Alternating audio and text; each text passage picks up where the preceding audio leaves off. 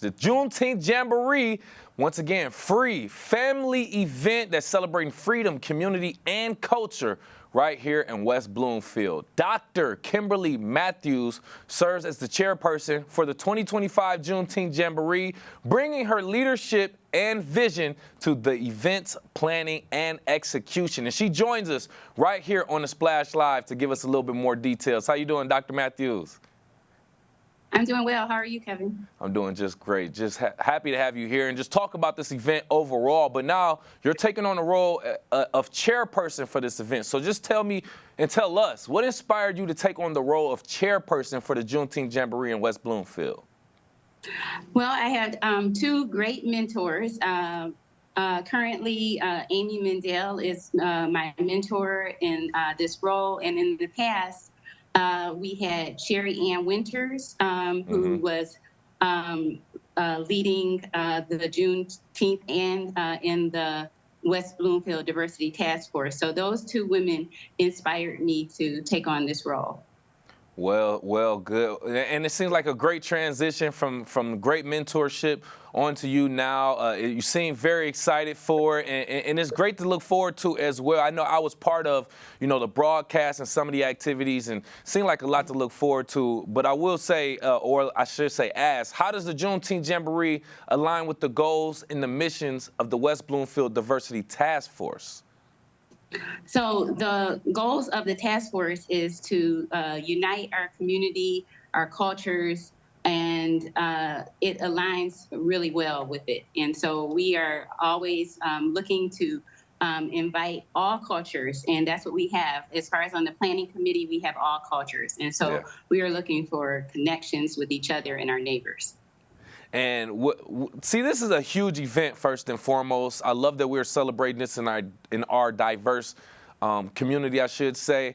But this is an annual event, and it's a huge event. It's a lot of different moving parts as well. You taking on chairperson, it's a lot going on. So can you share, if you don't mind, some of the challenges and the successes that you've experienced while organizing this year's event? Definitely. The challenges for me, I'm from the medical world, and the challenges for me have been the spreadsheets and the budgets. Okay. So that was very challenging. The success is that I have a wonderful team with West Bloomfield Parks, West Bloomfield Library, West Bloomfield Township, and community volunteers. So wherever there are gaps for me, they fill in. And so it's just been a seamless experience for me.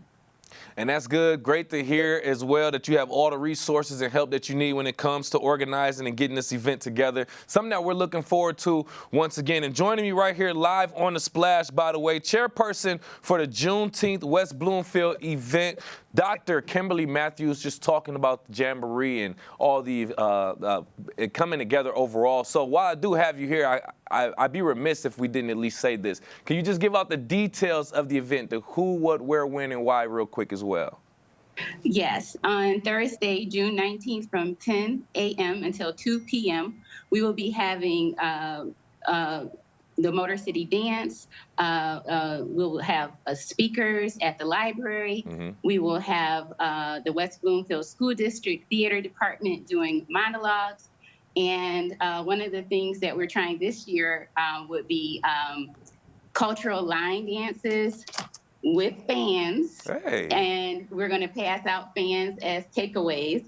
And so we're hoping that you'll come out and have fun. It's a free, fun family event, and we look forward to seeing everyone out.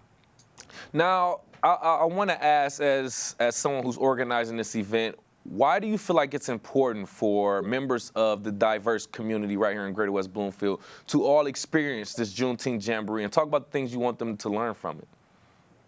So the enslaved people of the United States were given their freedom on June 19th in 1865. And the first year after that, it was a huge celebration. So the thing that unites us all is freedom. And we're all enjoying the freedom of being here in the United States. And we just want to share that experience and joy with each other. Right.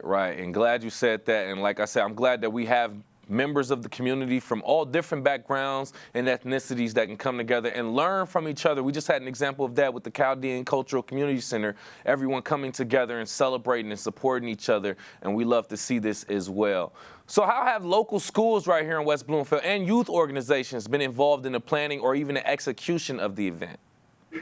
So for our West Bloomfield School District, they have been involved from the beginning, and this year they will be doing the monologues on stage at 1 o'clock.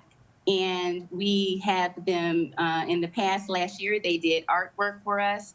We will be involving them more in the future as far as planning, and so they're definitely involved.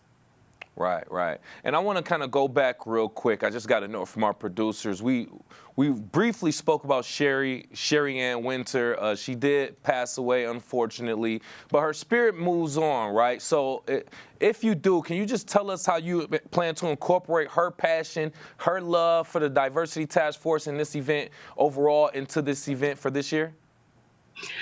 So in the past, like at the Black Expo, we had a poster honoring Sherry Ann, and that was Ron Johnson. And so hopefully he will have something similar when he comes out with his group, the VET group and the Tuskegee Airmen. And so, and we will also give a moment of tribute to her during the event also. Oh, okay. That's good. I'm glad I asked that. Our producers are on it and our team as well. So we don't want to hold you up too much longer. I definitely thank you so much for not only organizing this event, but taking the time to come on here. How do you envision the Juneteenth Jamboree evolving in the coming years to continue promoting awareness and unity? The way that I see it evolving is to continue to bring in different age groups. And so we have the diversity as far as ethnicity, but we don't have a lot of young people on the planning committee. So I'm hoping that we can get more young people so that this can be a sustainable event, more artists and more creative types. Interesting. And I wasn't aware of that as well, but you know, I've been seeing and hearing about that more and more, having the youth involved in more of these organizations and more of these, you know, establishment. That way we can make sure that we're passing the torch and then they are actually, you know, seeing how we do things and, you know, just evolving it from there. So I appreciate that. Lastly, before we go, for the people who may have just joined us, the where, when, and why of the Juneteenth event one more time.